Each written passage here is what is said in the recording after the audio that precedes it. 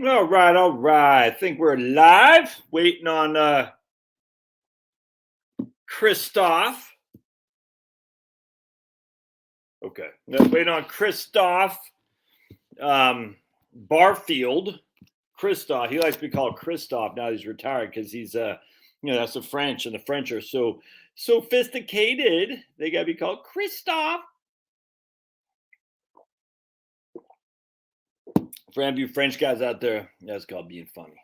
Just being a jokester. A jokester. So I just texted him, see if he's having any issues here. Hans, Leisure, Mana, Scott, retired. All right, all right. So let's just see. Now that Chris is retired, he's running late. He runs on his own schedule, I guess. Huh? Hey, Harry, David, Gary. Right on, right on. And Chris says, "Hey, I do my own thing now. I'm retired." Okay, just checking my emails, see if I missed anything. Checking my text. Marie, que paso? Bill, Mark, James. Hey. Well, we'll just hang tight here. So, did you say something? Boys, did you all say something? Watching the leaves float around because the wind. Interesting. Look at all those leaves out there. Nice, nice. Y'all can radar Dave, Bruce. I don't know if y'all can see that. Probably not, but lots of leaves out there. Rhinovirus. Actually, is going through Scott. It's going through our schools quite a bit. I don't know if rhinovirus, but whatever kind of virus or flu is out there is running rampant through school. Actually, just while we're waiting, hey Joe, let's chat Obamacare. What do you want to chat about Obamacare? What are you thinking, Harry? Anything specifically? What's going on, man? Who's having our time? I'll wait for Mark. Yeah, no, I got you. What's on your mind, Obamacare specifically, Harry? By the way, do yourself a favor and get this book from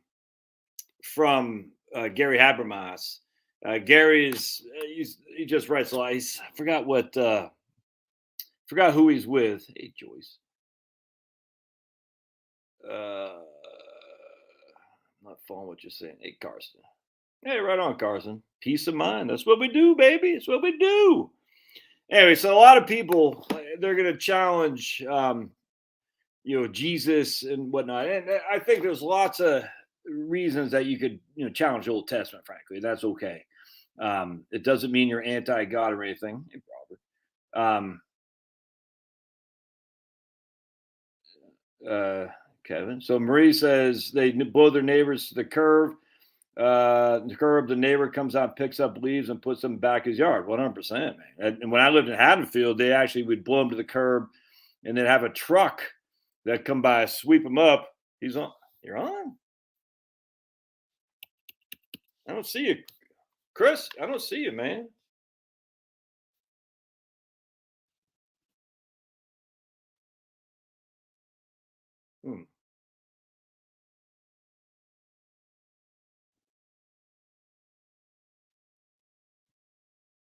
Chris just said he's on, but I don't see him in my.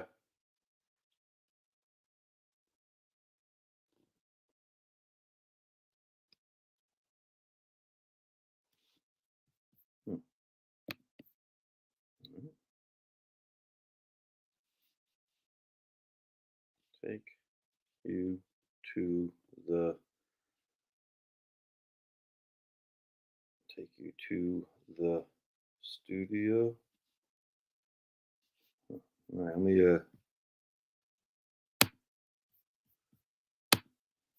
Now, hold on a second, guys. I'm gonna send this to Chris again.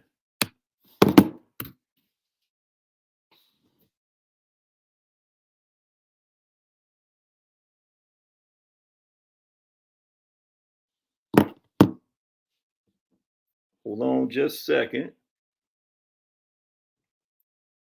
Wait, yeah. Okay. All right. Gotcha. So he says he's backstage waiting for the. Oh, did I just lose you? Just screwed. Wait, what happened? Oh, there we go. Okay. He's backstage waiting for the. But where? No, you're not on. No, he's not on my. Oh. No, it should be.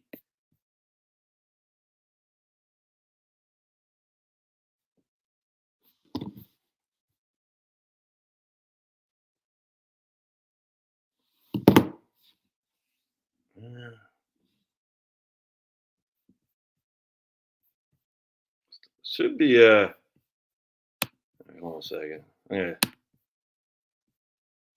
I'm not seeing him on my. He says he's backstage, but I'm not seeing him. All right, let me email him again the link. Hold on a second. Man, my thing is.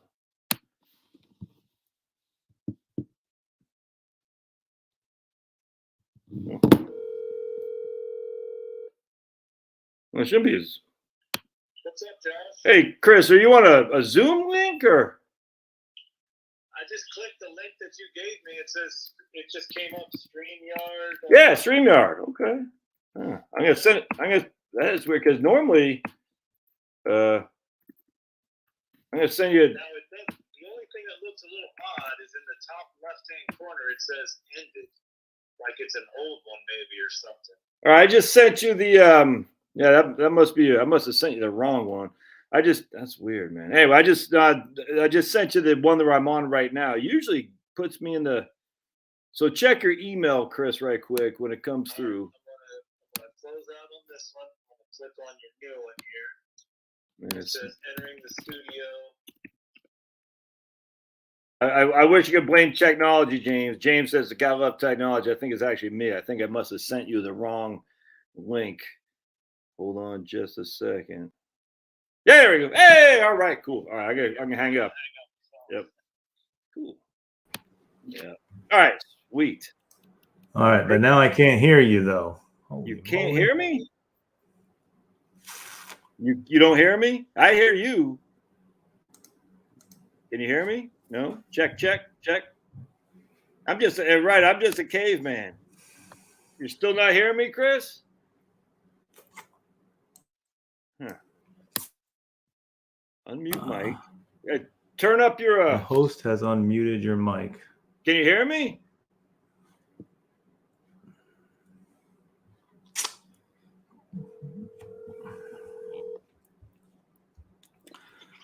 Hey, buddy, I can't.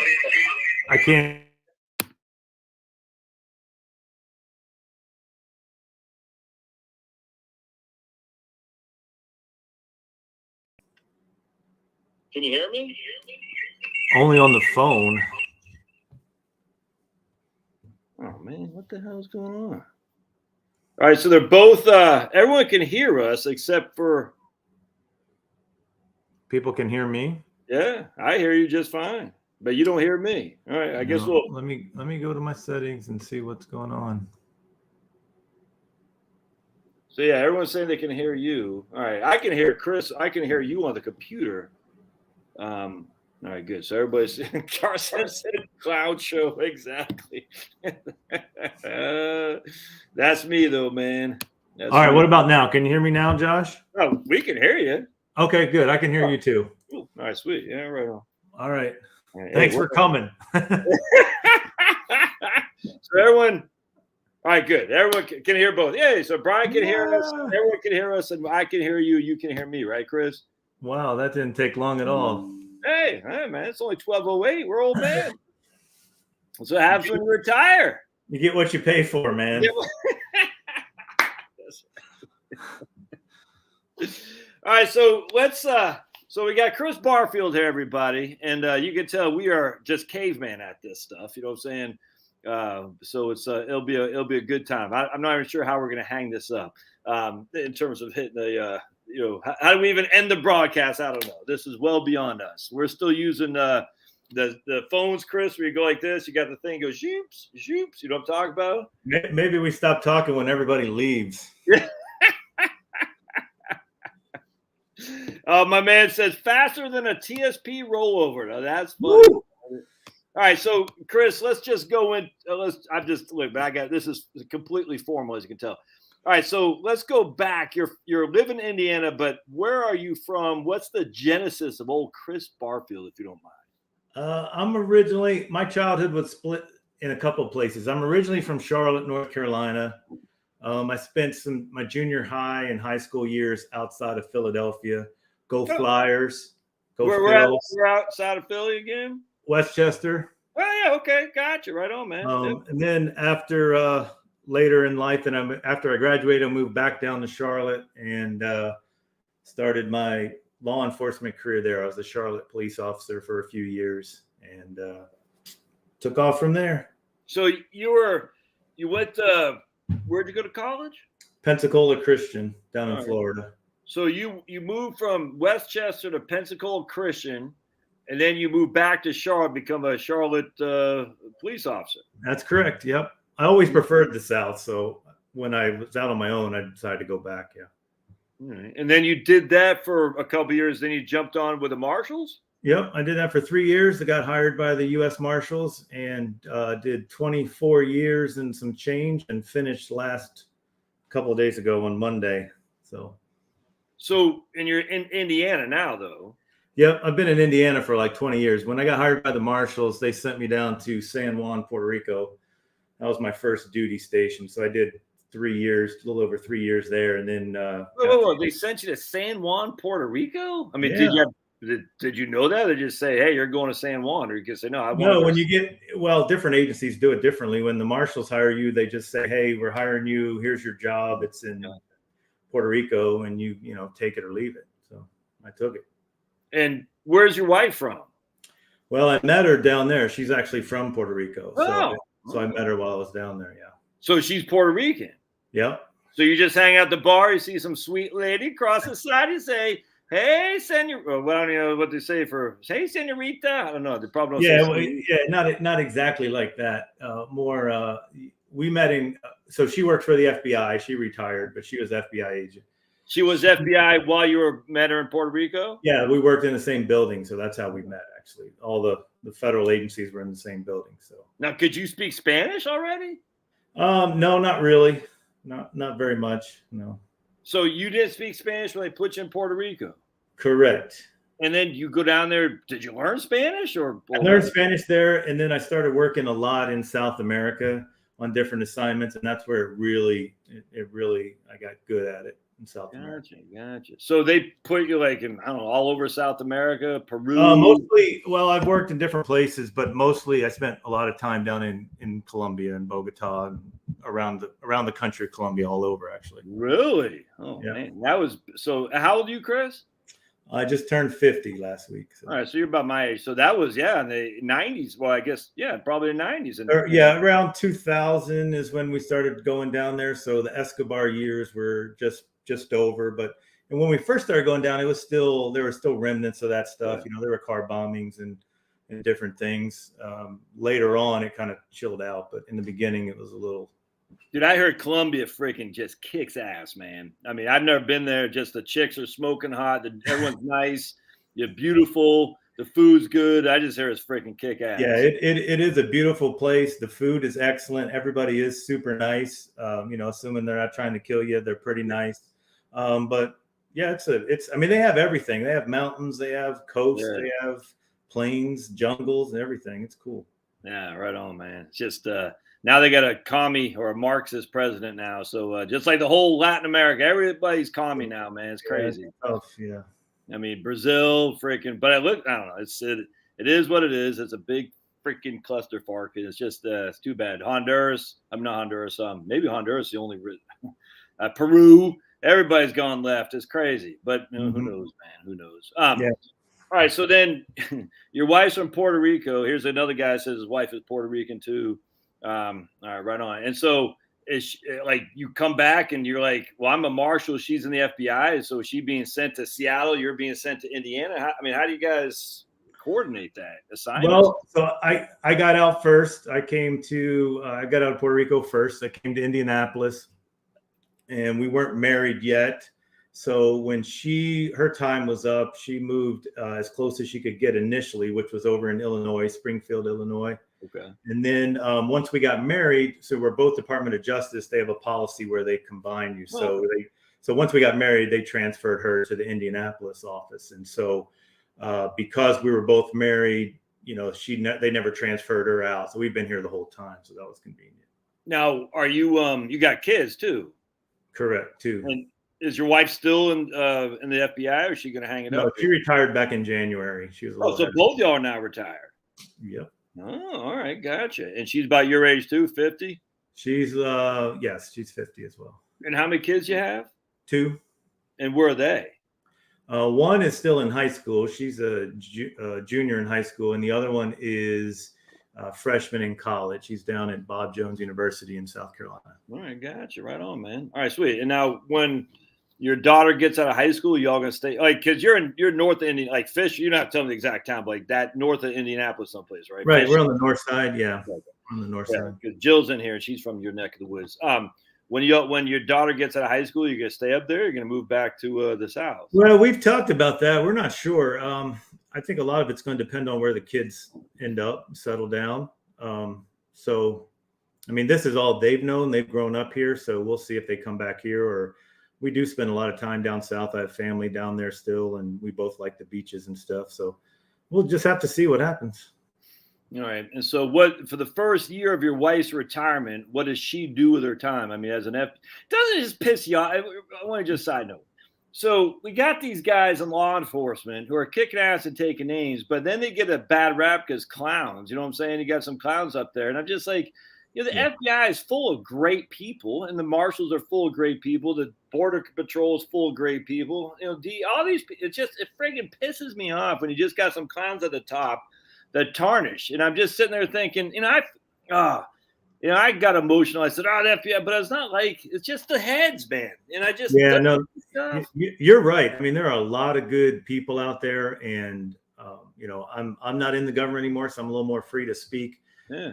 The morale is not super high right now, let's just say, in these agencies. And a lot of it is attributed to what they see at the top. Yes, it's crazy. So, unfortunately, there is that dichotomy of two different.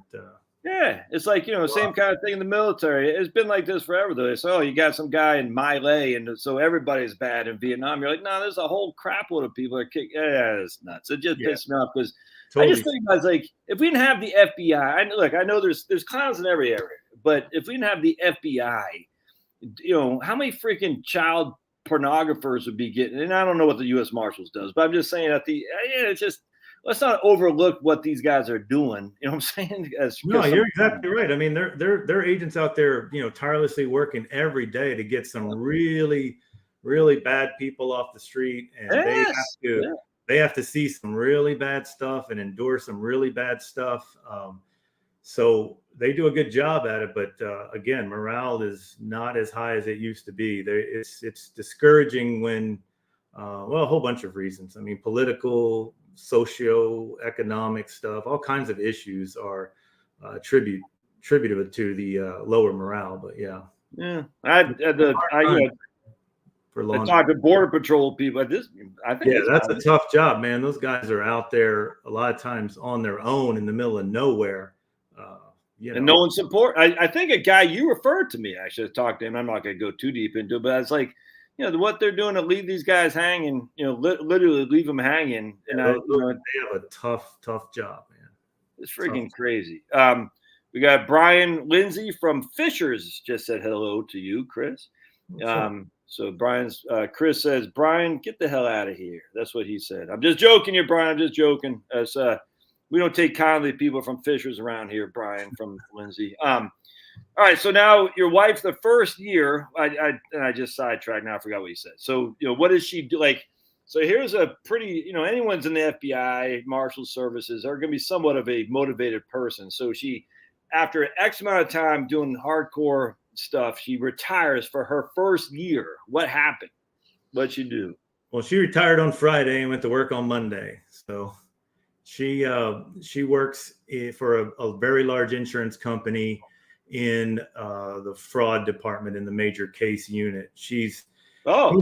most of her career was white collar investigations, so she just kind of translated that right. Oh, so she didn't, go fishing. She actually went to another job. Yeah, she really likes the casework and the puzzles and the mental challenge and all that. And she retired at 49. So she retired as soon as she was eligible. So too early to just sit around and wait for the 4:30 dinner special. So all right. So she says, I'm not going to freaking sit around here and twiddle my thumbs. So what are you going to do now? So you just hung up on Monday. I mean, what I've been slammed all week because I do this retirement consultation for federal employees. So I help people come up with their estimates, know what their numbers are, help them to see that they actually can retire. I mean, that's probably one of the bigger things. People don't think they can retire. Even people who've got FERS, they don't think they can retire. Well, I just think that it's not very well explained. None of the HR departments are doing a good job, and I don't even know that it is their job. But it's just not, the information's not getting out there. And so sitting down with them and telling them, hey, look, you're only going to be like $20,000, $30,000 short in a year. You can go out and get a job at part-time and have the best of both worlds. So, I do a lot of that consultation and retirement seminars and stuff like that. So I jumped right back into it as well. So you're already lined up with people, man. Yeah, lots of people. Yeah. When you were doing I know Barfield Finance, and I did a video today talking about one of your things on FEHB. When you were doing, while you're still in the U.S. Marshals and doing your blog and all that, did you have any pushback from the feds saying, "Hey, don't do that"? Or yeah, we have really strict outside employment rules because technically we're on call 24/7. So.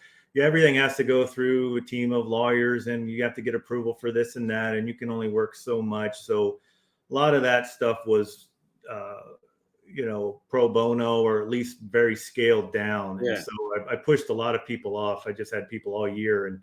But how about even just writing your blog? Do they have to pre-approve it or anything? Or no, because it's not anything related to the Marshal Service or security or anything like that. So, and it's not really. The newsletter part itself, the articles, they don't really generate income. So that's kind of independent of our policy. Okay. Gotcha. So you're able to talk, and now you can take clients on. Hey, what's that? The orange picture over your right shoulder. What is that? Is that a fish? That is an old poster. I'm a big Ernest Hemingway fan. So that's an old book cover of Old Man in the Sea. Really? And what's that one directly over your head there? It looks like a football field or something like that. What is that? This thing here. Yeah. That's something from Colombia. It's a hand woven mural of let me see if I can. Yeah, that's pretty cool, man. Oh, okay. Oh yeah, man, that's freaking fantastic. Yeah. Oh, that's cool. So you've been Ernest, is that Ernest Hemingway? No, that guy killed himself in West Palm Beach, right, or something like that. In Idaho. Wait, in Idaho? I thought he killed himself he shot himself with a shotgun. It was in Idaho. Yeah. Okay. In the 60s. Yeah. Yeah. Who's the guy who wrote Macbeth? Shakespeare. Okay, that my kid's reading Shakespeare, and you can tell I'm very intellectual about this. Why you like Ernest Hemingway? I don't know. I mean, I just wondered what's the. I just like his writing. I just like his writing style and the stories, and I think he was an interesting character. So. Why did he kill himself? Was he just lonely or depressed? Well, he had depression kind of ran in his family. His dad and I think his grandfather, and I think let me see, his daughter, her granddaughter. She was an actress. There's some mental health issues in the family. Yeah, I think that runs rampant, man. That's sad because I think a lot of creative people have that. They're fighting that, and which is why a lot of these guys end up killing themselves because they're so creative. It's just something happens. It's sad, man. What's an S? In your thing, I was talking about FEHB. You talked about the SF 1027 form or something like that. What the hell is that, man? I don't know what form you're referring to, but SF stands for standard form, and that's and then there's a number associated with it in the government. So like the form to retire is SF 3107, and I don't know. That's probably, if it's FEHB, it's probably one to either. I think it was just the one to retire. I think it's okay. I referenced that. Like if you want to update your beneficiaries, there's a form for that. If you want to do, there's a form for everything in the government. Like how they call it SF. standard form. And then if Right. it's not standard, it's just F form. Yeah. Yeah. Does Chris have any Fernando but Botero art? Says Denise. Oh God. I don't have any, but I've been to the museum and I'm very familiar. Oh, it's the fact that you guys know this stuff. Wow, you're too good for us. Fernando freaking Botero. Who the hell's that? Yeah. He says he's been in the museum, Denise. If you had to if your wife would say, look, I'm done in insurance, you're done doing this, where if you had just had one place to move back to, it'd be South Florida, Charlotte, Tennessee, where would you guys? Puerto Rico? It would be probably Western North Carolina, upstate South Carolina. That way I'm close to the mountains, close to the beach, decent weather, nice people, nice culture. Yeah. Yeah, right on. What's your daughter at college? What she's going to study? Any thinking yet? Any idea? No, she's a junior in high school. She's looking at marketing. Oh, yeah, daughter in college. Yeah, my son is in college, so he's studying finance right now. Oh, so all right, cool. And what year is he? He's a freshman. Okay, sorry. He likes math, but he likes the math without all the letters in it. He likes the real math, So. Right on. All right, so he's studying finance in Florida. Do you know, Chris, as an FYI, in Florida, there is a desperate need for CPAs. Just keep that in the back of your mind as you're talking to people. Say, man, if anyone with any kind of accounting background, doesn't have to be CPA, but there isn't enough of CPA. So just as an FYI, so if your son is state income tax, so they're lucky. Yeah, what I'm saying. And so Denise says, famous artist about Fernando, whatever that guy's name is. Okay, Denise. Oh, jeez. Everyone here is a clown. And they'll go with. So Spencer Tracy played the old man in the sea. Great movie, says Karsten, who just moved from Alaska. You ever been to Alaska? I have not, but I am going up there in the springtime to do a retirement seminar. So if anybody's watching and retire in the government, contact. So let's talk about your seminars you're doing. All right, so now you hang up the boots. You're taking personal consultations, and again, after we do this, I'll link it all the doobly doob thing. So you're going to go out to Alaska and do seminars in front of U.S. Marshals, or I mean, what? Yeah, the Marshals. Well, the Marshals are the ones that we're talking about. Bringing me up there. A lot of times when I go somewhere, they'll invite other agencies that are in there to come sit in. Obviously, so. When I go places, it could be, I did one in Little Rock a few months ago, and it was, there was just all kinds of agencies in there, DOD and Marshals. How many people were there? I don't know. That was probably only about 20 or 30, but it was a real diverse group, Yeah. Oh, dude, that's freaking awesome. So is this part of you're going to go around like once every other month or something like that to just do seminars, or what? Well, I'm not sure how often. I'm not a huge on the road type guy. Yeah, I don't get an RV and just do a world tour or anything. So I will probably be very selective in where I go. But assuming it's not too difficult or it's a nice place or whatever, and my wife can go, I'll consider it. Nicholas says, do you think FERS supplement will go away, moving to high 5 versus high 3? Any thoughts on that? I think no. I don't. The short answer is I don't know more than anybody else, but I think no. I don't think that those things are going to go away. Even if they do, I think we'll be grandfathered in. Yeah. I think what is more likely is that the entire FERS system goes away for new hires, and they come out with a whole new system where you just get matching TSP and the pension is gone away with.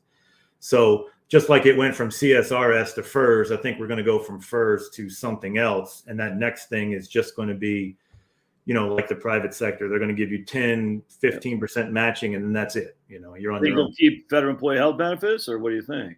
I think they probably will have to do that, but I don't really know. But normally when they change these, and they have changed FERS a little bit, they've tweaked a few things. It's always been for those that are hired after the rule change. Yeah, I don't think that if you're currently working, you have much to worry about.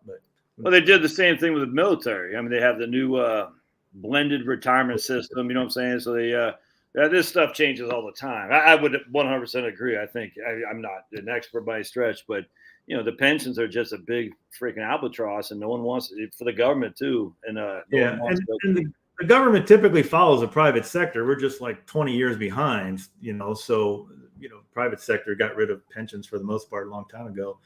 So I think that they'll go away. What's the so in your experience with just talking to people, not necessarily they can retire and they didn't know that. You and I, we kind of know that. What's the biggest mistake that you've seen people do as a, with their retirement? Like they just, how can I mean, that's a big thing. I understand. Probably the biggest thing is just waiting too long to get educated on it. People are busy. I get it. They're working their cases or they're doing whatever they're doing in their government job. They got their head down for 20, 25 years and look up and then realize like, oh man, I should have been doing X or whatever it was, some of the things it's no big deal. You can figure out what kind of survivor benefit to elect when you retire. But if you wake up and you're like, man, I should have contributed more to the TSP for the last 25 years, or I shouldn't have been 100% in the G fund for the last 25 years, it's hard to you can't relive that. So, educating yourself at least on the TSP right out of the gate, probably the best thing that you can do. And then it's never too early to start planning. I have people that are just stressed out when it's time to retire, and they have no idea what they want to do. And retirement shouldn't be a really stressful time. It should be super happy. But for a lot of people, it's stressful just because they haven't put a lot of thought into it. And again, we're not forced to be educated on this. No one's requiring you. We take all kinds of ridiculous training that we're forced to take. Right. And then, this TSP and FERS stuff is just completely ignored by our agencies, which is wrong. So the onus is on each one of us to get educated. That's for sure. You find more, because I like the G fund, but I certainly don't like the G fund for 25 years. But you find a lot of people just defaulted to the G fund and never traded. Yeah. So unfortunately, yeah. So if you're 25 years old, I don't know why you would have anything in the G fund. But guys are going through the academy and they're told, the G fund is the safest, right. And so people will be in the G fund for 20, 30 years and they'll have $300,000 or $400,000 in there when they could have 1.3 or 1.4 if they were. And then obviously as you get into your 40s, maybe 50s, you want to dial it back a little bit. You want to have 100% market exposure in your 50s. If you're getting ready to retire, probably. So, you can put 20, 30, 40% in the G or whatever you feel comfortable with, but not when you're 25.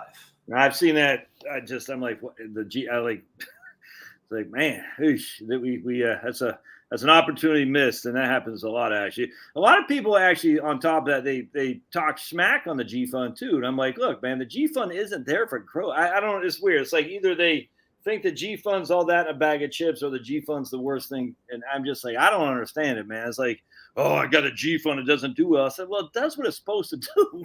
Literally it does what it's supposed to do. It's not right. Most people, this, John, most people have, you have your accumulation phase in your life where you're trying to, and then at a certain point, you're going to switch to the preservation phase and you want to preserve a little bit of what you've made. And the G fund's the best money market out there. So if you look at it like a money market or a savings account on steroids, again, you're not going to get rich, but you're not trying to get rich. You're trying to, preserve what you've earned. Yeah, I can agree more. So, people that are like, oh, you be in the market 100% all the time. Are they taking their paycheck every week and putting it in the market? No, you have to have some money, saved somewhere.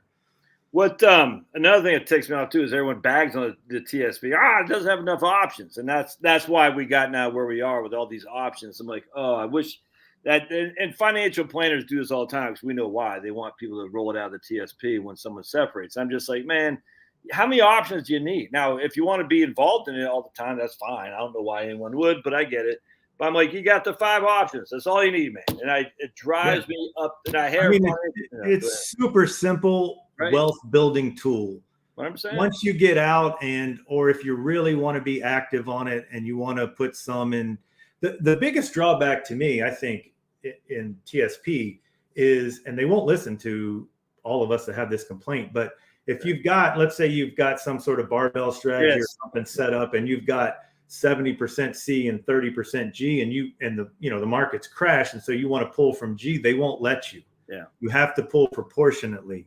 And that frustrates a lot of people because it can't be that hard in 2022 to figure that out. And so the only way to get around that is to move some of it over to Schwab or Fidelity or whatever. And now you've got them split up, and you can, pull from whichever one you want. And you can do partial distributions as a rollover, right? You don't have to keep correct all or nothing. Yeah. Now the withdrawal rules are a little bit better. Well, actually, they're quite a bit better than they used to be, but they're still not as good as, Fidelity or Schwab or something. If you have an IRA, if you're over 59.5, I think the TSP loses a lot of its advantage. Yeah. You have those prior, those early withdrawal penalty-free withdrawals, So well, here's James. He goes, he's got 450 in the G fund, who's retired. And this is 100%. I mean, I don't know what this guy should do, and you don't know either, Chris, but there's the drawbacks once you are retired, especially now with higher interest rates. But I would think, Chris, the G fund will pick up interest rates, right? I mean, it's currently right now. I just checked yesterday. It's currently at 4%. So, the G fund's at 4%? Yeah, it's currently at 4%. Right, where'd you see that? Is that on year to date? It hasn't accrued 4%, but the current moving forward right now, they update it every month. It's right at 4.0% right now. Wow, I didn't know that. The long-term average is about 4.6. Well, where'd you find it? I looked at TSP.gov just the other day. And well, again, it's not the easiest website, but if you go on the TSP, this is not intuitive, but if you go on the TSP and you look at the loan amount, the loan interest rate is the current rate that the G fund is paying. So, are you kidding me? Oh, yeah. My goodness. So if you want to know exactly what the G fund's paying, it's updated every month. You go to the loan section, and now that makes sense. That makes sense. Of course, right? 4.000, yeah. Well, James, man, the TSP is going forward is paying 4%. I wouldn't look. I can't. Yeah, I mean, everybody do whatever you want to do. Right. I don't know that I would go into a CD at 4.5. The G fund's probably going to be at 4.5 next year. I mean, I would think, yeah, because the Fed keeps hiking these rates. If they just do a couple more, it's going to be 4.5. So. So the bonds in the G fund are specific to the TSP. Isn't that what you had emailed? Correct. They are. They're treasuries that mature every single day. So it's 100% liquid, but they have a rate that is somewhere around the average of a 4 or 5 year yield. So that's why I love the TSP. Now, and you're all right. So you had done a PDF booklet on the barbell strategy incorporating the TSP, if memory served, about 2 years ago, right, Chris? Right. Yeah. Is that still available on your website? It is, and what I do is I've created, the way I kind of wrote it was this fictional character who retired in 2018, I believe. And so I've updated every year following real numbers. So as this person moves through, nothing's theoretical in this. This is all real world numbers following this character to see how it plays out. So I'm bringing your website up now. So hold on just a second. I want to, because this is fantastic, and this isn't just for federal employees, guys. I think the barbell strategy is for everybody. Now in this case, it's specifically the TSP. Where Chris is under. So go to articles, right? Go to articles, and then scroll down, and it's I think the second one from the bottom on that page. So about every month I do, and I'll go back up the barbell. Yeah, right there. Oh yeah, sweet man. Yeah.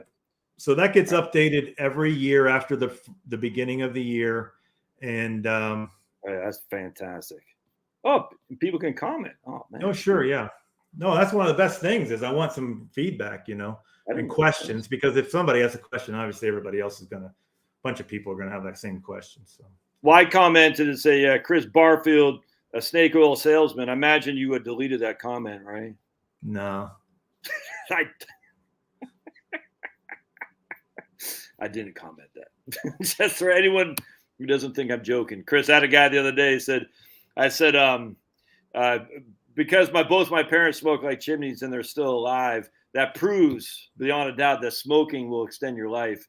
And someone said, that's not proof. I said, dude, holy crap. I'm joking. I couldn't believe the guy thought I was being serious. I just said, I was joking, right? I was being sarcastic. So I can't tell anymore because some people take everything too seriously. But anyway, this is a great. I don't know if I can. Can I link it here? I can't. I'm going to do it here. I'm going to see if I can't link it on this, and if I can't, if I recall, I'll link it on the show notes. Leonard Dunn. All right, so this right here, folks. TSP or not, Chris has got a plethora of info in this blog. It's nuts, man. And I love the barbell book because it literally kind of does in what I in my mind I try to do on a video, but he does it in a reader form, which I actually appreciate. But tons of articles, a newsletter is fantastic. And have you updated your services yet for you? Yeah. So this, retire, hey, right there, sweet man. All right, now one of the things I want to ask you about, and I know you've told me this a million times a Sunday, but I've always forget. If someone separates from service and rolls out the entirety of the TSP, their spouse won't get federal employee health benefits, or what? Tell me that thing again, because No, the health benefits is unrelated to the TSP. So when somebody retires, they have the option, if they're married, to choose a survivor benefit. And you have three choices. You can elect zero, in which case nothing comes out and your spouse doesn't get any money when you pass away. So this is on their pension. This is on their pension, though. Yeah, this is on the pension part, the annuity pension part, not Social Security or not TSP. And then you have two options after that. So you can have a 5% deduction, and then they'll get 25% of your pension. Or you can have a 10% reduction and they'll get 50%. But if you don't pick one of those, if you just get zero and then you die, your pension dies with you, but also the health insurance coverage dies with you as well. So the survivor benefit is comprised of two parts. People think it's just money, but it's money and continued health insurance. Ooh. So if it were just money, I mean, it's actually kind of expensive. I don't think it would be the best choice for most people. I think you can go out and get a life insurance policy to fix that money a lot easier. But that health insurance is a huge benefit. So for most people, they're picking the survivor benefit primarily for the health insurance coverage. I mean, let's just say they don't talk to you or Tammy Flanagan down there or something like that. Have people made that mistake, and is it irrevocable? It's irrevocable, isn't it? You can't unmake the mistake if you. There's a small grace period for bumping it up after you retire, but essentially you need to have that known. But if you're well into retirement and you pass away, yeah, there's instances where the spouse found out. That's the first time they found out, is because that's about the only thing OPM is going to do quick is cut your insurance off, and I've seen them cut it off, quick. So did you say in your newsletter that TSP? Yeah, man, they updated the beneficiaries. You had said something in your email you just sent the other day, and I was like, wow, TSP is moving pretty quickly on maybe it was OPM on beneficiaries or something like that. Somebody, you had said something about it only took. Maybe it's to change your beneficiary. No, maybe it's to. Well, OPM has, so there's a backlog, but they're working through it. I mean, there's a lot of issues going on right now as far as people retiring. Some of it is a lag from COVID. Not a lot of people retired during COVID. If they were working telework from home, they're like, I'll just suck it up. Yeah, right. And once they came back to work, there was a big, influx of retirement packages and so forth. OPM is behind. A lot of people are retiring because of, the morale or whatever. So there's a backlog. Sometimes it's taken 8 months to get your stuff processed, but it seems like right now people are emailing me and telling me it's only 3-4 months. So it's getting better, it looks like. So what now, the end of this year is at the end of the year, that's always a huge time when people retire. I'm just looking up the newsletter. What do you do? You got 3 to 4 months to wait for your first check. What do you do? Well, I don't know. Hopefully you don't have a ton of debt, but you will get paid out your annual leave check. So if you have a lump sum annual leave, they give you a check. So that could be equivalent to 2 or 3 months worth of pay, depending on how much you've saved. If you've burned it all, obviously it's not going to be very much.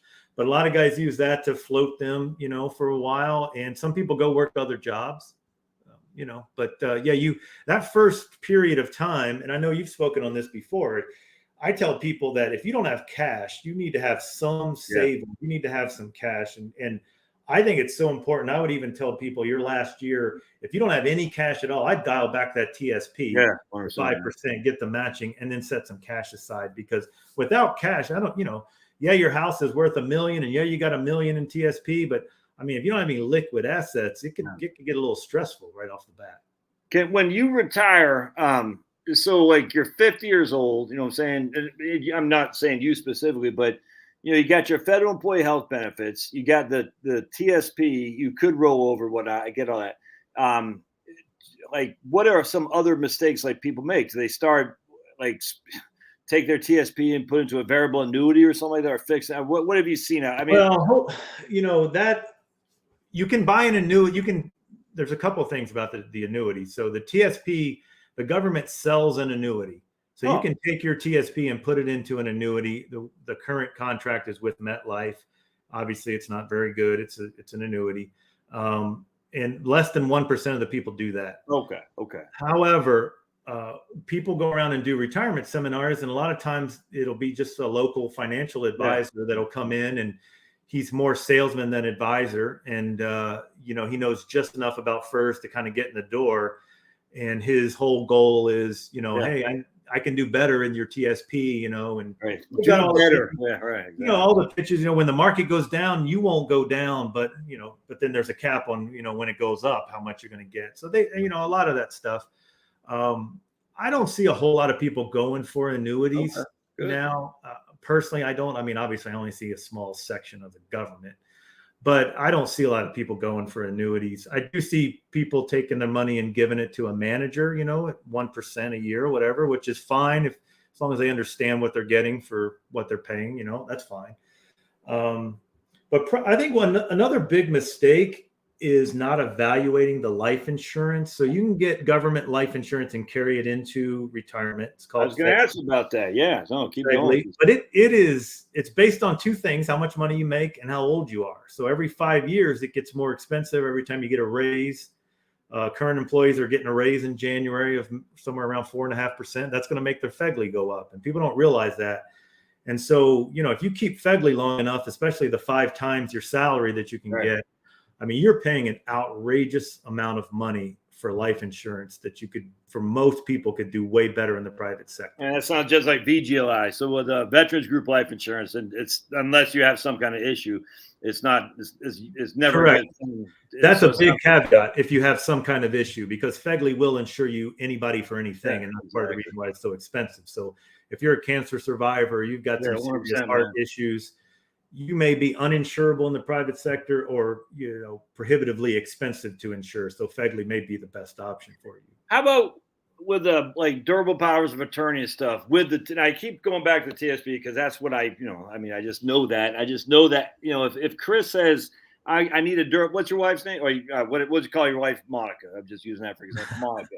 The only reason that came out of my mind is I'm watching that stupid show Yellowstone, and they got Monica. Oh, I don't know if you ever seen it. He was like I know what it is. I think everybody knows what it is. Yeah, at this point. Oh, they do. We just start watching. It's like, all right, whatever. It's like just I don't know, the whole thing. So I'm like, Christopher Columbus. Like, I'm not the biggest fan of Christopher Columbus, but I know they gotta. It's like, come on, can we just stop?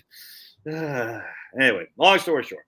So they got Kevin. Kevin says G funds at 2.55. Yeah, no. Oh, that might be what that's probably what it's made so far this year. But those rates get adjusted every month, and so the projecting starting today is 4%. Yeah, man, I'm not bashing you here, Kevin. That's a pet peeve of mine of what it's doing versus what it's done. What it's doing is what it's doing right now. You know what I'm saying?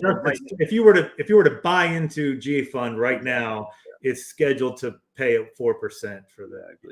But it was at the beginning of the year, it was like almost less than 1, I think. So yeah, and that's where everyone's griping on the G fund. I said, well, wait until the markets go down, then you'll gripe less. Right, like the G fund doesn't keep up with inflation. Everybody says, well, I don't know. I mean, if you're in the S&P 500 losing 20%, I'm not sure how that's keeping up with inflation with 3%. Like gold, Chris, gold for heaven's sake. If you want to fight inflation, buy my gold. I'm like, I've never understood all these guys, Peter Schiff, all these guys. I don't know if he sells. I'm just picking on him, but gold. I'm like, huh? I'd like to have a few bars of it, but like, dude, that's kept up with inflation. Marie says, love Yellowstone. Give it some time. Yeah, it's all right. I mean, I don't know. I don't watch that much TV anymore, Marie. I just watch conspiracy theory YouTube videos. That's what I do. But sometimes you better be careful. Some guy's going to show up in his underwear with a hammer at your house 2 a.m. Well, I haven't been, I haven't experimented enough in that direction, if you know what I'm saying, Chris. I mean, a couple beers maybe, but since I don't drink, it's probably not likely to happen. It's not a good idea getting a hammer fight in your underwear. Right, exactly. And say, my friend David's here. Yeah. Okay, that whole thing was clown show, but that's going to get us to focus on, the right-wing extremism. So if we're going to add, like, you're a U.S. Marshal guy. You're a FBI, so you're obviously some risk to your job. And we've got to make sure our estate planning is in good shape. In the military, we got JAG. Is there a version of JAG for civilians through the federal government or something like that? No. Okay. So they got to find the short answer is no, there's not. I mean, you have HR with varying degrees of assistance and competency, but really it's on the individual to go out and find a good estate attorney. Hopefully one that understands FERS, or at least which is probably not easily found, but hopefully you understand enough to explain it to them so that they can craft things the appropriate way. I think in your email that you posted the other day that someone had sent some kind of documentation of some kind of estate planning. I can't remember what it was. And it got processed pretty quickly, which is pretty neat. It might have been a durable power of attorney. I don't know. But does the TSP, you got $1 million, your wife's got $1 million, and you put financial powers of attorney. Does TSP take that first of all, and will they accept it so that way Monica can call the TSP and say, Chris has a heart attack. I need $50,000 to pay the doctor bill. Any idea on that? That's a big deal from my perspective, is not having a durable power of attorney. Yeah, I don't. That's a good question. It's not something I'm an expert in, so I'm not sure I don't really know. I do know that the government in general, the TSP, OPM, is very selective on what they will accept. Yes, that was 100%. And the language of how things are. So, that's like absolutely. Your will means nothing to TSP. It's going to go to wherever the beneficiary is listed. I mean, there's a lot of things that, even in divorces, your divorce decree, if it wasn't done properly to OPM specs, they're just going to ignore it. You've got to get it redone. I mean, there's just a lot of things. So I would encourage, that's why I say find somebody that's, either can research TSP themselves or is familiar with FERS in general. So just so I'm clear though, for me, my thought process, actually, Ray asked, can you weigh in on GPO WEP? Are you familiar with those terms for Social Security? Yeah, but those do not apply to FERS. Exactly. 100% right. Yep. Right. So if you're FERS, don't no issue. Yeah. Don't let them scare you on that. Only CSRS, Ray, and so that's when did CSRS stop in the 87 or something like that? Or? Yeah, mid 80s. I think up until 87 you could switch over, and if you hired on at 87 after, you were automatically FERS. So just for folks who don't know, if you're a teacher, typically in Georgia, Texas, maybe Virginia, it used to be some parts in some counties in Georgia. I think a lot of counties in Texas, you don't pay into Social Security, and as such, you're screwed because you get no Social Security. You'll get a spousal benefit, but it'll be reduced significantly, if at all. And then the survivor benefit, you're probably not going to get anything because GPO. It's a clown show. Yeah, that's correct. There's a lot of local law enforcement also into that. So what I'm saying, it's a complete clown show. And part two, just so I'm yapping here. It's not part of FERS. If you're a FERS employee, you pay the same 6.2 as everybody else. So. And Chris, talk about being a law enforcement officer and that you have access to your TSP even before 55, if you don't mind. See how correct. If you leave prior to, or let's say, generally the rule is 59 and a half, obviously. If you're law enforcement and you leave in the year that you turn 50 or after, you have penalty-free access to your TSP. You have to pay taxes on the traditional side, obviously, but you don't pay the 10% early withdrawal penalty. So my wife, for example, retired at 49. She immediately started withdrawing from TSP without the 10% penalty. For regular FERS, Non-law enforcement, it's 55. So in the year you turn 55, which is also, I think, in other places as well. So that's generally not an issue for them because most of them can't retire until they're 56 or 57 anyway. That's their minimum. So that's not an issue. But law enforcement can retire early. If you came on at 21, you could retire as soon as 46, but you wouldn't have retired in the year you turn 50. So that 10% early withdrawal penalty is not waived for you. And it doesn't get waived when you turn 50. You have to actually work until the year you turn 50. So if your wife was born in, November, that's when she turns 50, but she works, she retires in February of that same calendar year, she'd still have access to it without penalties. Totally fine, right? Because you have to be 50 at the end of the year. So as long as you turn 50 that year. So if your birthday was on December 31st, you could back it up almost the whole year, work January 1st and then retire. And you would just turn 49. I had a good friend of mine from high school who went in the Marine Corps, and when he got out, he works for the IRS. He's I don't know what he does, compliance officer or something like that. And we emailed back and forth probably every couple of years, not much. But anyway, I remember him telling me that Chris back. I thought we had dinner together probably 2004. He goes, "Man, you don't understand. There is going to be there's no one coming up." In terms of the minor leagues coming up into the IRS is because the baby boom is retiring. There's not enough younger people to fill these jobs. And he said, there's going to be this huge, I don't want to say decline. It's not the right word, but there's not enough people to fill the jobs that are there. And are you seeing that in U.S. Marshals or any federal? Absolutely. We had more people 10, 15 years ago than we have now.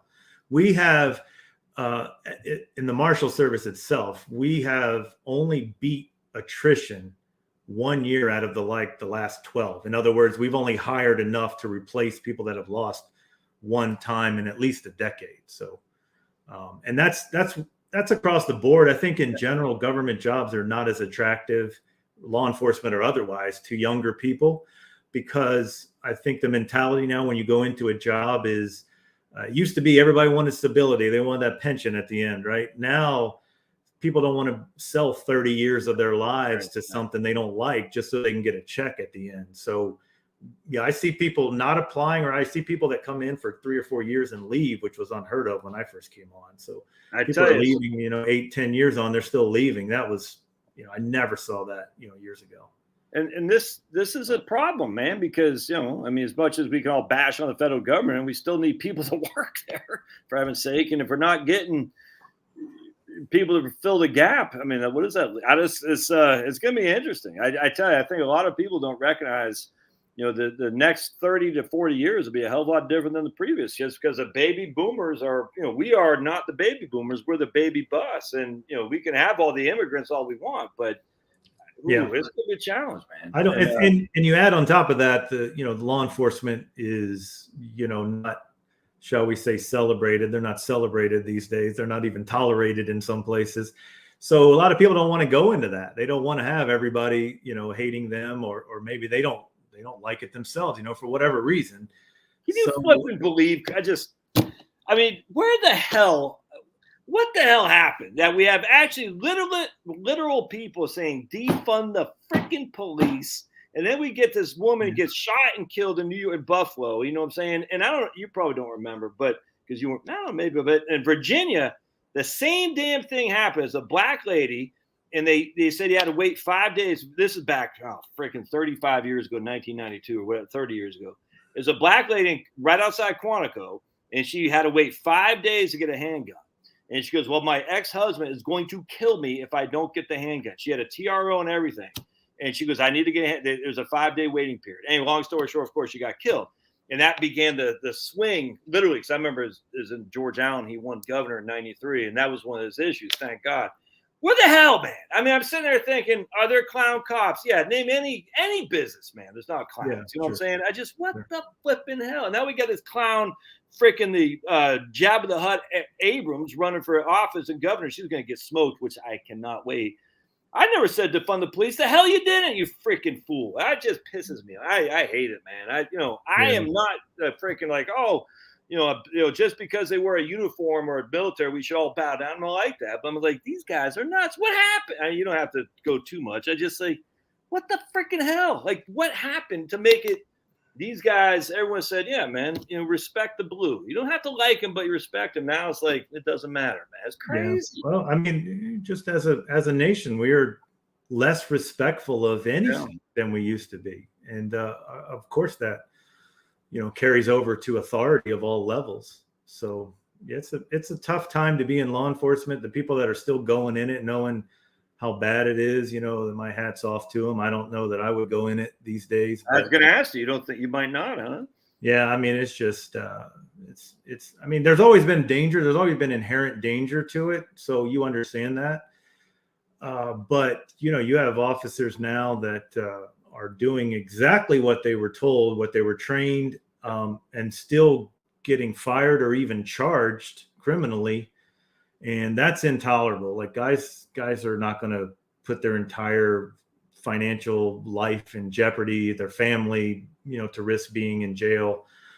Even if they've done, it used to be like, as long as you did the right thing. Yeah, there were bad cops out there, just like there's bad dentists and lawyers and everything else. Right. Yeah, right. But as long as you did everything right, you could kind of trust the system and count on things to work out in your favor. That's no longer the case, and that's disappointing. No, 100%, man. They're being civilly sued or criminally charged. I know guys that acted in self-defense. They were getting shot at. They were law enforcement. They returned fire. They're on bond for murder. They're being charged with murder. So that's not going to be tolerated. People won't tolerate that, and that's why you see, the natural reaction of that, if you're a law enforcement officer, is that, well, I'm not going to do anything. Right. And so then it just spirals completely out of control. Exactly. So it's a bad thing right now. It's a bad environment. We'll see what happens after the elections. I think that's going to pendulum swings back and forth. We'll see what happens. I think that's going to change. All of a sudden now, Sniffy Joe and his crew of freaking criminals are going to be like, oh no, we back. You freaking scum. I just pissed me off. Anyway, my man says here, the same in federal contractors, they can't find enough bodies to replace someone. It's the point being, guys, is that I'm telling you, this is another reason why I say you better freaking watch your retirement accounts, because if you think the days of getting 10% raise for return are coming, they might happen, but where are they going to come from? And this is another reason why I love the G Fund so much, because if the G Fund is guaranteeing us 4% right now going forward with literally no downside risk and is liquid, I don't know why people are so quick to get rid of that to go into, I don't know, freaking any kind of thing. I mean, that's up for each individual, but if we have a low market in the overall economy, and you can get 4% of the G Fund with no risk.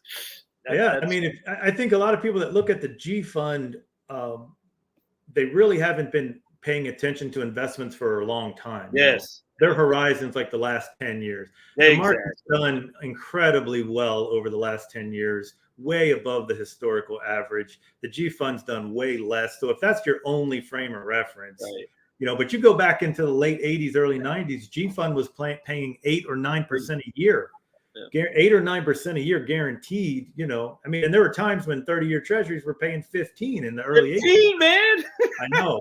If it ever gets to that point, that's it. I'm just putting it all into that and living off the interest. If it ever gets to that point again, we're all screwed, man. Just because with the amount of debt we have now, we didn't have that same debt back then as we got now. So if we go back to 15%, 30 years locked in at 15%.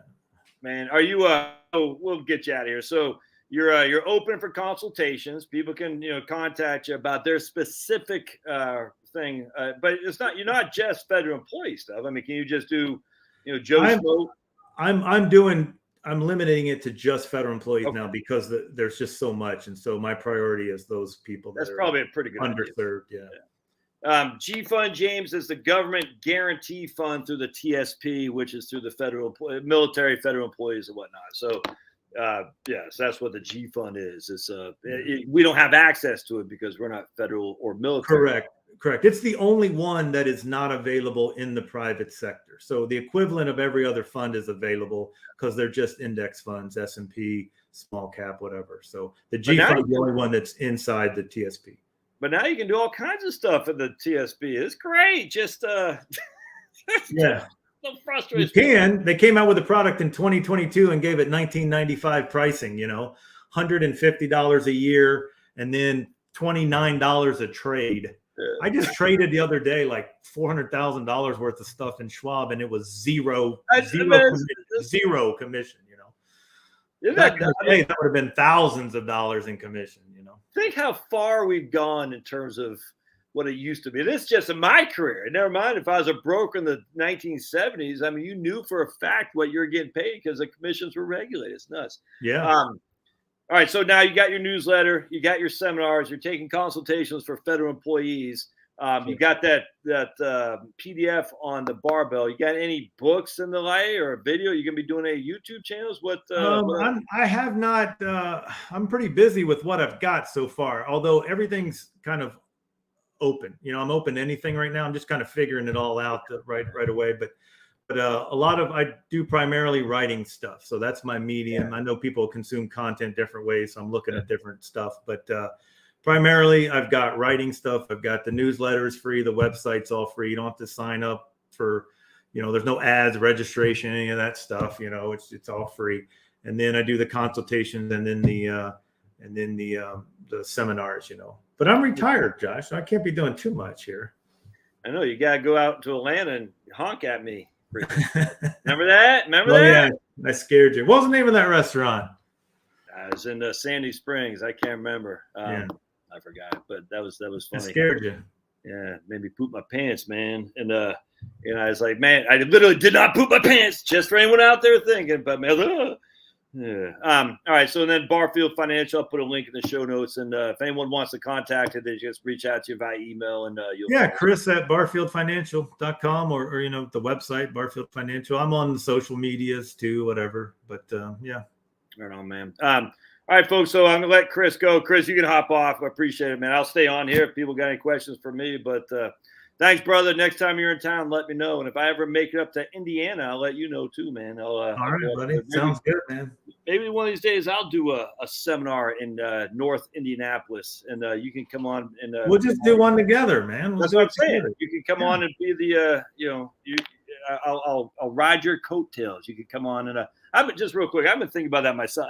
I used to do seminars all the time, and I don't want to be I don't want to be on the road, but I think once a quarter would be kind of. Pablo wants to say hello. Hey, Pablo, what's up?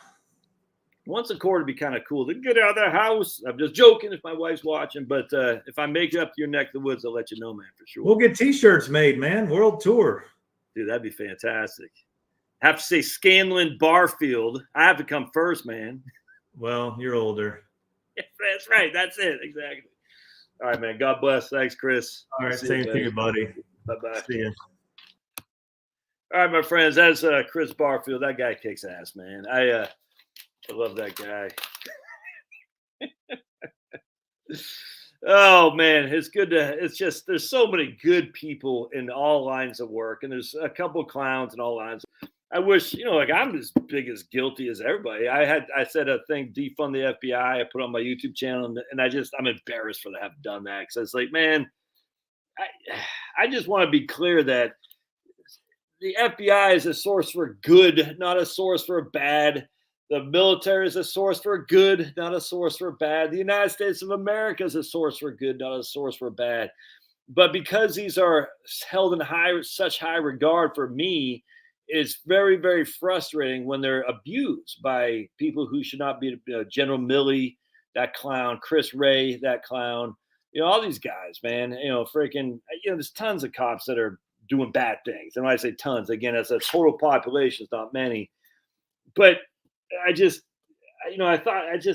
do they got to ruin such a good, I hate to say franchise, but a good name? It just bothers me, because it's like you're tarnishing the reputation of people who did wonderful things to allow you to have that reputation which to tarnish. You know what I'm saying? It just freaking so pisses me off. And, it's one of those things when you're a natural right-wing guy, as I am, and, you fell for that fraud that was, 9/11 in the World Trade Center. Not 9/11. Weapons of mass destruction.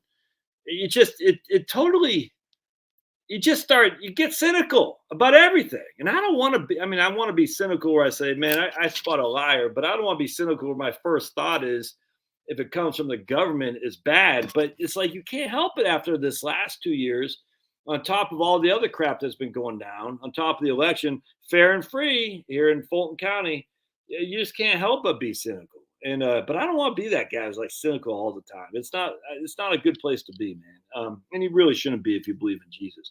But anyway, so what? Oh yeah, dude, Chris, his well, you need to stop conspiracy theories. What was a conspiracy theory? Is a moon landing hoax a conspiracy theory, Sarah? I mean, what is a conspiracy theory? You know, never. Well, that's what I'm saying. Now, don't like that, and that's. I'm not saying we should just trust. I'm not saying we should just trust the government. I'm just saying I don't want to live in a thing where I say defund the FBI because some clowns are freaking mocking the great reputation it has. Now I get it, man. Is the FBI and the CIA? Is there bad guys in there? I mean, we know what happened with JFK. We know what happened with Martin Luther King. And when I say we know, there's enough issues in that regard to say there's some thoughts that really need to go in there. But remember, the FBI, the boots on the ground are doing some wonderful things to keep us as safe as we can possibly can. Are there some scumbags? Yes. There's a vast majority scumbags, no, but it doesn't take much to ruin the whole bucket. That's the problem. Anyway, I don't like this right here. We need to stop conspiracy theories that fuels violence. That's silly, because I'm like, what is a conspiracy theory? Well, it's whatever Sarah thinks it is. I mean, that's what I'm saying. I don't believe we went to the moon. It's a conspiracy theory. I'm feeding violence because that? Sarah say that's a conspiracy theory. I don't think it is. Does that mean I'm stupid? I don't think so. I think there's enough evidence that's compiled for me to make that conclusion. You don't have to agree with it. I'm okay with that. Hell, you don't have to agree that I love Jesus. It's okay. I mean, it's up to you. You can make your own choices of various things. It doesn't bother me. What does bother me, though, is when someone says, oh, your ideas are wrong. We got to shut you off. Huh. Where have we heard that before? Huh. That's not scary. We haven't heard that before. And that's the thing with us on the right. We've been so infatuated by the government being the bad guys. So infatuated that we've missed the idea that it can be private enterprises as well. That's where the right wing has gone off. The left wing has gone off. They so hate the private enterprises that they think the government is asleep. See what I'm saying? It's like it's a seesaw, man. The right wing says, I don't trust the government, it's all bad. The left wing says, I don't trust private corporations, it's all bad. I'm like, well, what if we're a little bit in the middle? What if private corporations can be bad and the government can be good? That's where I'm at now in my kind of journey through my political leanings. I'm like, I no longer. Oh, hold on a second. Oh, there we go. You want to sit with him? Oh, yeah. I no longer think that just because it's a private entity, they got my best interests at hand, or just because it's a government entity, they don't have my best interests at hand. And I refer back to Owen Benjamin all the time. When he got banned off everything, his wife was banned off Airbnb for some jokes he told. His wife had nothing to do with Owen. His wife was.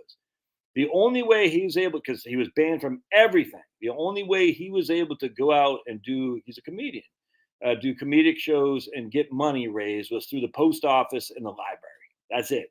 That was it. And the government provided him that platform because the government is supposed to be a neutral player, if that makes sense. And yet all these private corporations, says Owen Benjamin, kind of like what they're doing with Kanye right now. You can't choose. You're silenced. You have no ability to make money off our platforms. And so, as Owen Benjamin has learned, as many other conservatives have, is we got to build our own platforms. Unfortunately, Parler, which was kicking ass and taking names, Parler just relied on the platform of the beast, which is Amazon AWS. And mistake learned, and they'll never recuperate. But now we know. Anyway, so the point being is it's the government in of itself does have the armies and does have the firearms to go and put a bullet in the back of your head, a la Che Guevara. But the private corporations really don't to some extent. But that doesn't mean private corporations are all that in a bag of chips and the government is always bad. So yeah. Oh yeah, dude, totally 100%. I mean, I knew I loved America when I saw how freaking poor these other, and I was born a poor boy in Maine, And I said, man, it freaking,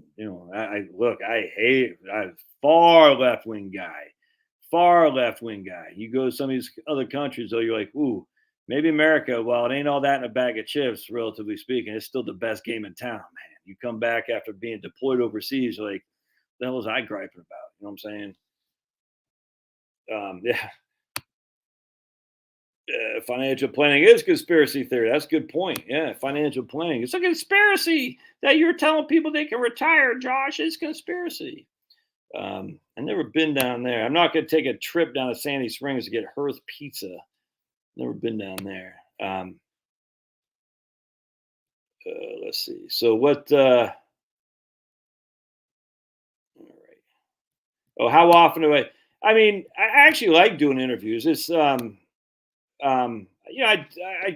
it's funny. I get a taste for doing that in interviews. I enjoy it. I think a lot of people, though, when I ask them for an interview, and I don't ask that many people. I've done a bunch. They want more of a formalized, like, what are we going to talk about? And I don't know. I'm not going to. I'm more interested in the story of how someone came where they are today than what their topics are, if that makes sense. Like Chris Barfield Financial. I mean, you can read all his stuff right there, and you don't need me. I like the backstory. I didn't know Chris was married to a Puerto Rican firecracker. That's cool. I didn't know that. You know what I'm saying? I didn't know Chris was a cop in Charlotte metropolitan area. I mean, I imagine he probably told me, but I don't recall that. That's of interest to me more so than Chris's thoughts on TSP because I appreciate that, but it's just for me to interview people. I'm more interested in the backstory. And I see these interviews like, oh, I see you got a new book out there. Ben Shapiro. And I'm like, I could care less about Ben Shapiro's new book. And I'm just throwing that out there.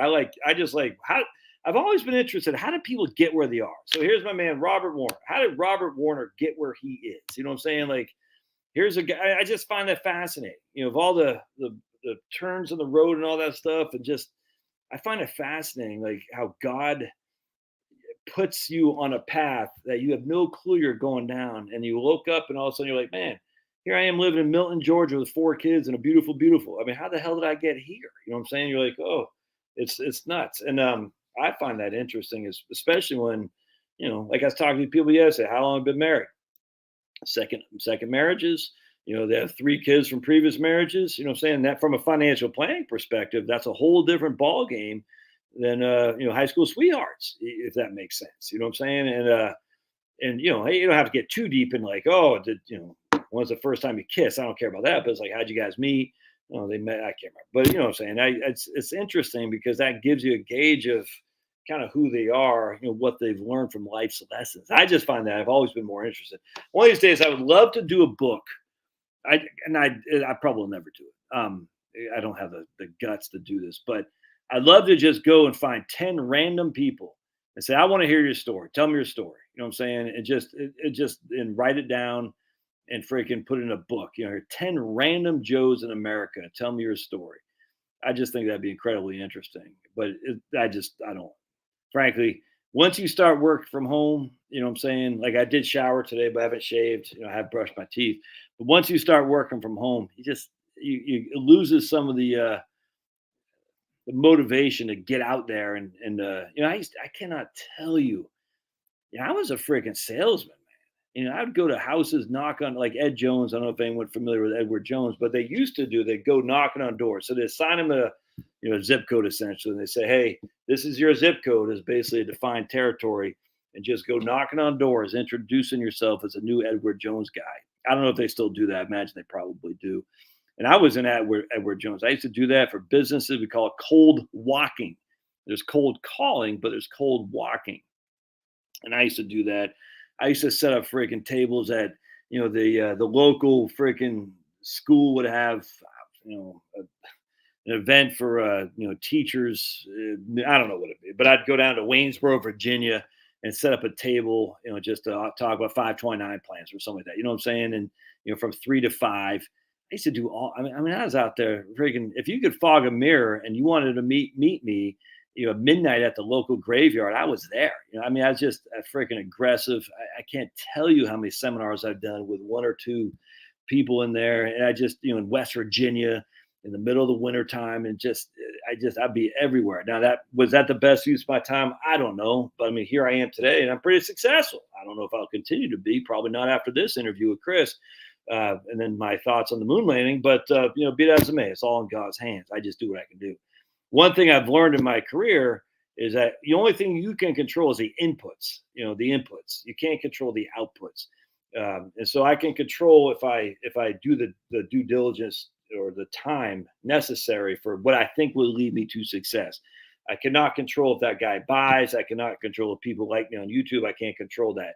So the only thing I can control is the inputs, and that's where I've recognized that. So you might as well just be yourself and be honest, because you don't know who is going to see, hear, or read something you said, and if you're faking something, that could come back to bite in the butt. So just control the inputs, be who you are, be upfront with people, tell it like it is, and let the chips fall where they may. And everything else is in God's hands. And I don't know what his strategy is for your old buddy Josh, but it's not for me to determine that. It's just for me to do the inputs, keep doing videos, keep reading, keep being honest with people, and how I see the world. And they don't like it, that's fine. It's not up for me to choose. Anyway, so that's what I learned when I was a broker. Is like the only thing I can control is if I'm actually going to knock on another door, if I'm actually going to freaking make another call, if I'm going to do a seminar, if I'm going to ask for business. That's one thing with a lot of rookies, they won't ever ask for the business. They won't ever say, hey, why don't you give me $100,000 and let me see what I can do with it, and let you can see what I can do with it. And that's a problem. You got to ask for business, man. And I still to this day have a hard time. I don't like asking for business in terms of, hey, I don't promote. I need to promote my course better. Hey. So I let Pablo do the asking for business, if that makes sense. I just don't do it. It's not something I'm very good at, asking for business. But be that as it may, Pablo, look at him. Look at him. There he is. Let's see if he gets stoned. Everybody must get stoned. Smoking a doobie. Pablo doesn't like that so much.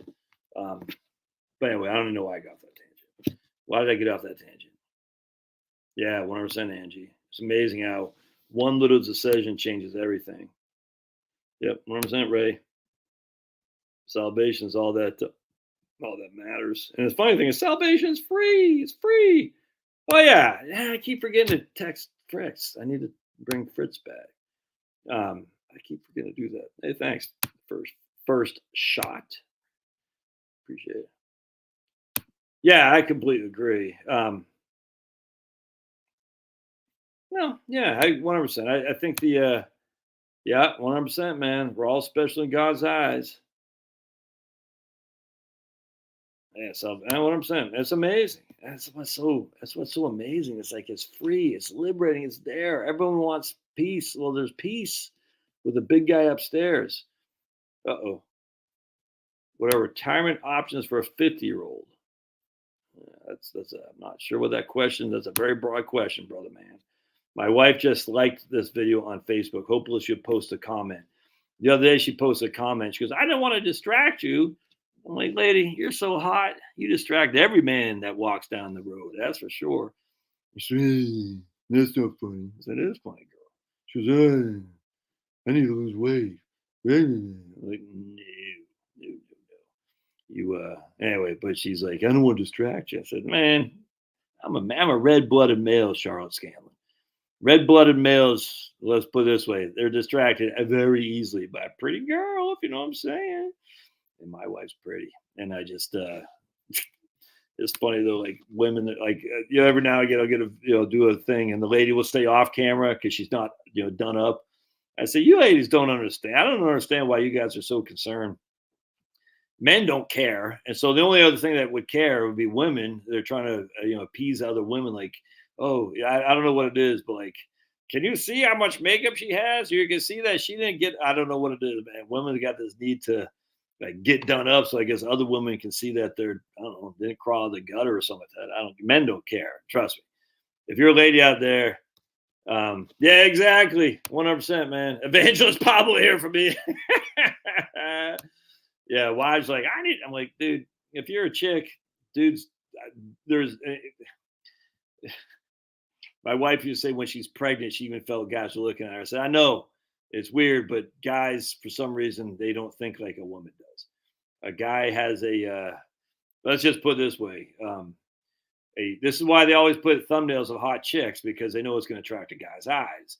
And it does. There's no two ways around that. And this is why Jesus, I think, was very clear. And he said, you cannot be without sin, because even if you look at a woman with any kind of lust, you've sinned. Thus, we're all sinners except for Jesus.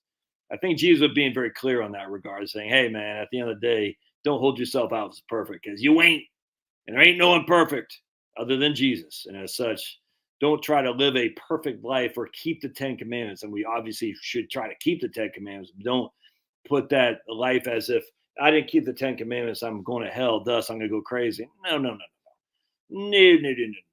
And that doesn't mean we just go out, hey, Jesus, you forgive me. I don't know how it works, but I just know that put Pablo on my business cards. Yeah, well, I got my Pablo t-shirts, but no one buys them. I need to promote this stuff better. I don't know. I don't even wear my Pablo t-shirt. I just wear these ones I got from Costco, which are dry fit. Love my dry fit t-shirts.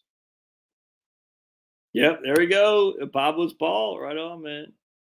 Look at this guy. What's the English translation of Finnegan? Yeah. Well, that's right, Ray. We're on a diet. I try not to even take a look at the menu, if that makes sense. I mean, because you want to be you don't want to be in that meme like dude's walking with his girlfriend and he looks over at some lady and the girlfriend's like, you want to be that guy. That's disrespectful to your. And I'm not saying Ray is doing it. I'm not saying that, but just at the end of the day, you just gotta recognize there's ladies out there who will draw your eye, and just be careful, because that's not. Oh, look at now, he's going to sleep. Night, big bear. Oh, look at those eyes. So I'm getting ready to do a video. Yeah, I got time for my next call. I'm getting ready to do a video on the 2 different retirement plans from a tax perspective. The tale of 2 retirements. Ooh, it's going to be good. Because these are 2 people I talked to yesterday, 2 complete, and I'm not going to share any information, but these are 2 completely different plans, and especially when it comes to Roth conversions. And I'm just telling you, man, it's awesome on both sides. And it's funny because I was talking to this lady yesterday, and she is freaking squared away. I get a lot of Michigan people. It's weird. Anyway, and she's like, "What? You tell me?" I say, "Lady, it's like, and we don't even we have them spending a lot of money, probably well more than they're gonna." Long story short is I'm sitting there thinking, it's amazing to me that all it takes is a little bit of just, common sense. And all of a sudden they're like, they get it. You can see in their eyes, or if I can't see, well, I guess you could. You're like, what? Oh, it makes sense. I said, I know it makes sense. Who that? That Lily? Lily? Babe? Anyway, so I'm just like, I know it makes sense. When someone explains it to you in a simplistic way, because we're all simpletons, we're all cavemen, it makes sense. You're like, oh, you can see it. You can just see the relaxation flow down from the electromagnetic force that is the ether. Just flow down. I hope you guys caught that. How dare you say the ether, Josh? How dare you? Don't you know that Einstein disapproved that? How dare you say electromagnetics? Don't you know gravitation? If you didn't catch that, there'll be more to come on that. It's funny because physics has proven. Okay.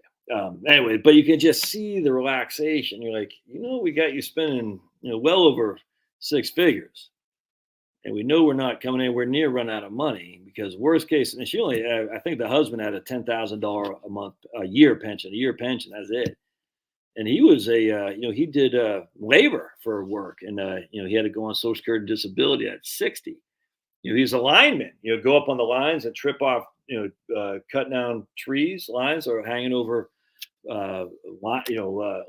Transmission. It's a distribution transmission lines. I can never remember. Anyway, from the ones that go to your house. Those are distribution lines, right, or the transmission. So you got the sub. What the hell am I talking? The sub. God Almighty, I'm forgetting everything. You got the sub station. You got a substation. Then you got the wires that go to your house. I think it's a transmission line, or is that just anyway? Long story short. So he was a cherry picker. He'd go up their transmission lines.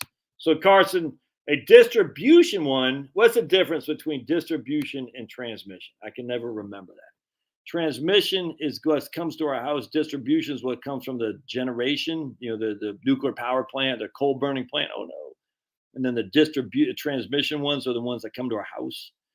Anyway, so this guy was, he's beaten down, as many blue collar types are when they get in their late 50s and 60s. So he took Social Security disability because he's beaten down. But he has a small pension of $10,000 a month, a year. That's it. And he's got this small pension. She's 50. No, he's 50. They're both turning 62 this year, or 61. 60, I can't remember. Anyway, 61 or 62. And I said, look, man, by the time you hit 67, when she is on Social Security with her full retirement age, he will have his small pension, and he still has his full retirement age because he's on Social Security. They're going to have, in today's numbers, about $75,000 a year of income. Like, you got no debt. The worst case scenario is you have $75,000 of guaranteed income. And we already are showing $1,100 a year, a month going to Medicare. So basically, of this guy's pension, all that's accounted for Medicare, because I say Medicare with a plan B, D, and supplemental policy, out of pocket, co-pays, all that. It's about $550 a month per beneficiary. So if he's getting $833 a month on his pension and $1,100 a month are going out the door for Medicare, his pension isn't enough. But even that, Social Security for both of them in the pension is still $75,000 a year. Worst case scenario. No debt. Like, you can't make that work. And she goes, yeah, I know. And she knew she could. I know. And she was more on the, astute when it came to financial planning. He'd just going out there as a cherry picker. You know what I'm saying? Anyway, so I'm like, why? I know. And now I'm talking to other people that they have $100,000 a year because he's going to take his Social Security at 70. I'm like, the worst case scenario, you're living off $100,000 a year with no debt. Your house is paid for. You tell me you can't make ends meet? Of course you can. Now, you might not be able to take that trip to freaking, I don't know where rich people go, Davos. You probably could, but I'm like, man. Yeah, I think a couple more. I think probably twice more. Probably 50 basis points each, Angie, I think. I'm stunned. In fact, I don't even know what the markets are doing today. Let's take a look.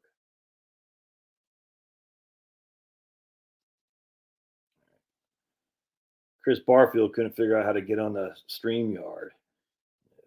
Chris Barfield, no technology skills.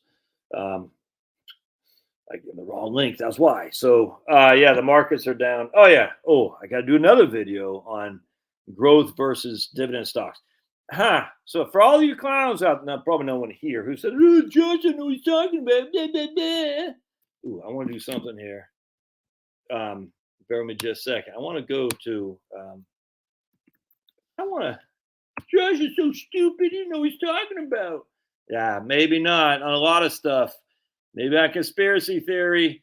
But I tell you, when it came to dividend growth versus value, your old buddy Josh is spot on. I told you. I said we are living the. I was saying this till I was blue in the face. VTV versus VUG. You can go back and check the records. So let's go back and look at VTV. And that's the Vanguard Value Fund. We're going to put 100% in there for Portfolio 1. Then we're going to go to VUG. Oops, we'll put 100%. Oops, 100% in there. Portfolio 2. Then we're going to go to the small cap, NASX. And we're going to put 100% in there. If I mumble, tell me I'm mumble. Sometimes when I'm kind of doing typing and stuff, I kind of think like I'm mumbling.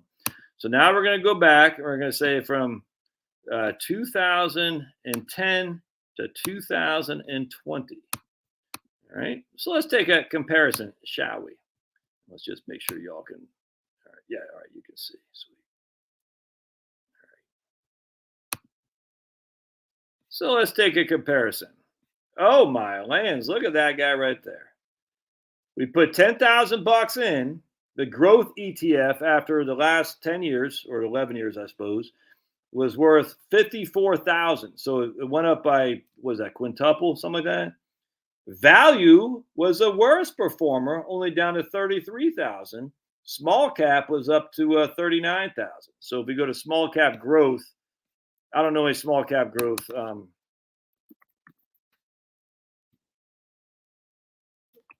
Yeah, right here. Let's do Vanguard small cap growth.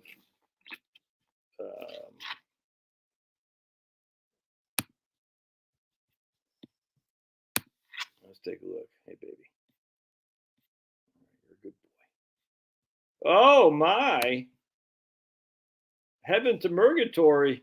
Small cap growth is up 48,000. Large cap growth is up 54,000. Value is only down to 33,000. All these people say, oh, value doesn't do anything. It's the freaking growth stocks that give you all the money. Yeah, now let's take a look here to see what we're looking at from 2020 to now, shall we? Could have sworn I was the guy saying, take the gains, look at value, look at value, look at value, because this is just like what happened in the late 90s. Let's take, I haven't done this, so I could be freaking wrong here, but I don't think I am. All right, so what we got here? So now we're at small cap VUG is at value. Actually, you know what we should probably do? We should go to 20. We should go to this year, actually. Let's do 20 because, yeah, let's do 20 because 2020 was a cluster. So let's go here. There we go. So for the last year, I guess, let's take a look. Hey, where's the thing? There we go. All right, so what's this right here? This is, all right, so small cap value is up 20% in the last almost 2 years. Small cap growth is down 20%, and large cap growth is down 11%. So you can see the difference there. Now, if we just go to year to date or 2022, let's see what we're looking at there. Oh, look at that. VTV is at 9, is only down 4.5%. Large cap growth is down 30%, and small cap growth is down 26%. Yep. Take the L, babies, because I was right and all these other clowns were wrong. I was one saying VTV. Actually, just while we're doing that, let me just, and I'll get out of here. But I want to see what Wellington.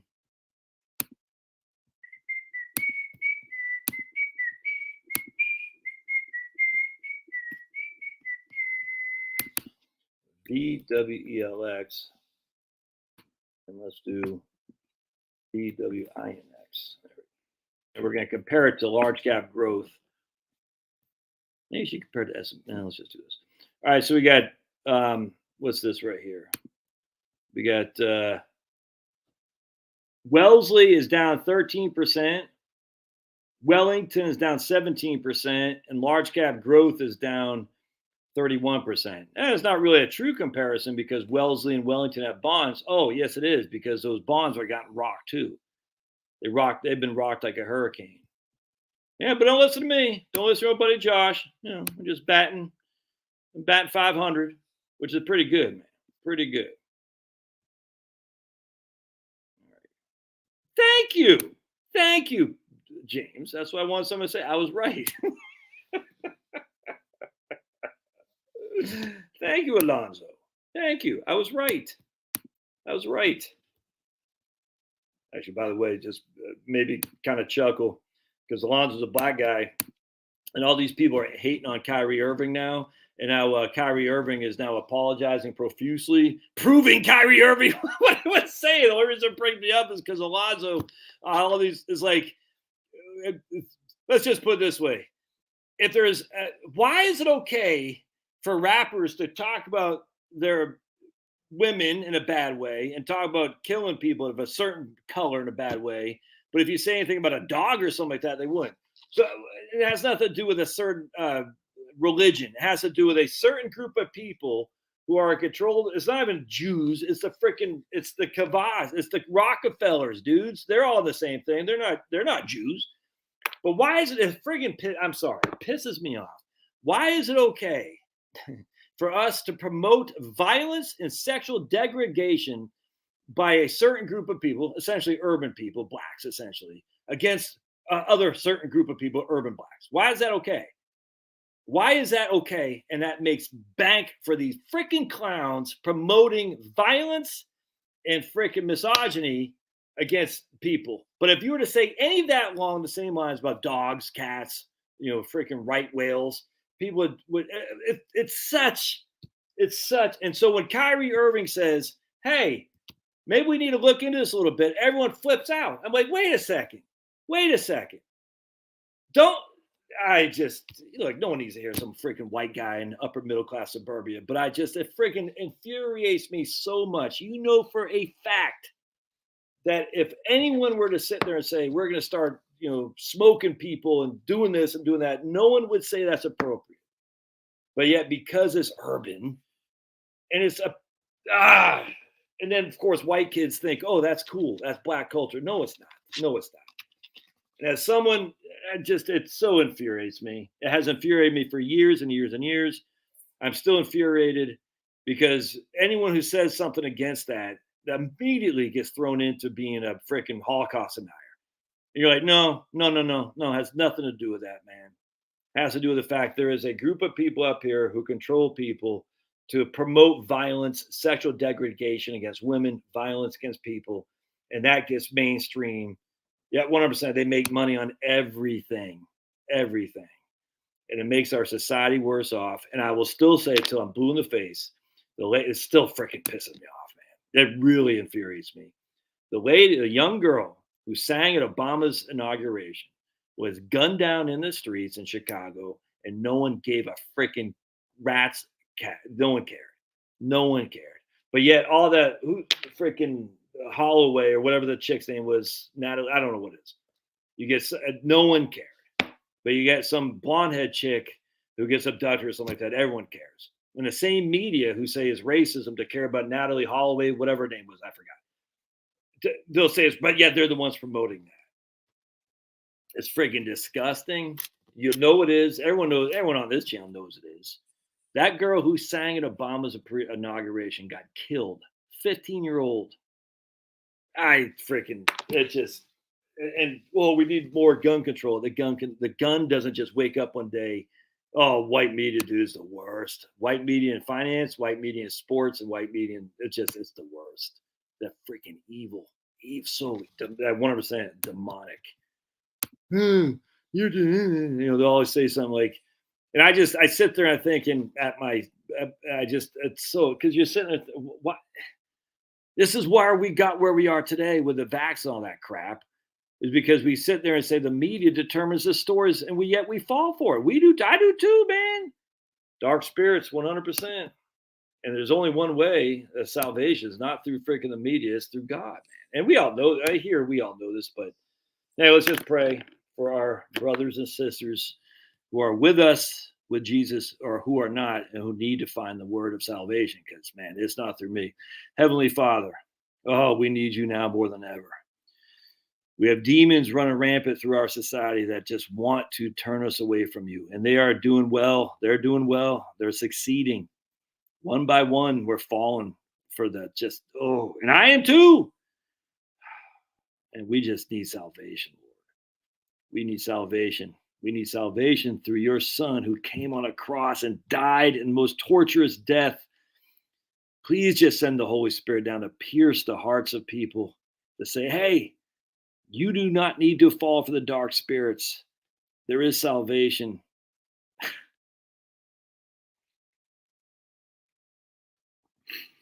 Oh, there is salvation. We pray in Jesus' name. Amen. And when it touches you, this is, you can't help but pray. Anyway, all right. Her name, yes, right. 100%. That's it. Adia Pendleton. And there's freaking example like that everywhere. Example like with her everywhere. And if white kids too. It's not just white kids too. It's just the vast majority are blacks because no one cares because they don't serve the purpose. There you go. Kiss my ass. Yeah, no one cares. Let's look at her, this woman, a young lady. And they're all going to say, "Oh, it's because of guns. Guns don't wake up one day and say I'm going to shoot somebody." It so enrages me. Oh, I'm going to start probably bawling like a big old baby. Imagine that was your daughter. There she is. Look at freaking, just a gorgeous lady.